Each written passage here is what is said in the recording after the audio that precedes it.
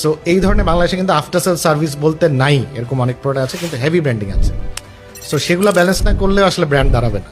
Eventually আমি দিন শেষে বদনামি করবো ওই ব্র্যান্ডের, যে মাছের রাজা ইলিশ, বাতি রাজা ফিলিপস, এগুলার যে অ্যাপিল, এগুলার যে স্টোরি টেলিং, হ্যাঁ, তো আমরা যে টিভিসি আমরা মুখে মুখে ছিল, ওই জায়গাটা হয়তো আমরা নাই, কারণ ইনফরমেশন ওভারলোড আছে। So, এরকম যদি সিম্পলিস্টিক ভাবে যে কোনো ব্র্যান্ডই চিন্তা করে যে আমরা মার্কেট গ্যাপ অ্যানালাইসিস করে আমি কোন জায়গায় ফিট ইন হবো, সেই জায়গাটাকে আইডেন্টিফাই করে আমি আস্তে আস্তে আমার জায়গাটা আমি বানাবো এবং ওইটা আমি একটা দীর্ঘ সময় ধরে ধরে রাখবো।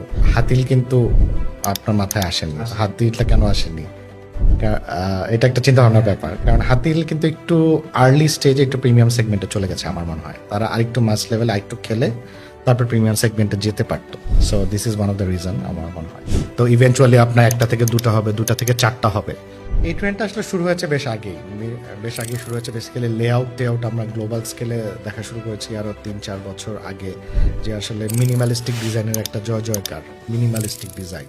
সো এই জায়গাগুলোয় কাজ করা দরকার নতুন ব্র্যান্ডগুলো, এবং পুরান ব্র্যান্ডগুলো তো তাদের মেথডে চলতোই। অনেক সময় বাবা মা ডিসিশন নেয়, বাট প্রাইভেট ইউনিভার্সিটিতে বাবা মারা অত ওরা জানেও না যে এত ভালো এটা ভালো এটা ভালো, ওনারা এত নলেজ রাখেন না, কারণ এটা তো চেঞ্জ হয় ডাইনামিক্স। এই দেশে পড়াশোনার সাথে বাস্তব চাকরি জীবনের বা জব মার্কেটের কোনো অ্যালাইনমেন্ট নেই।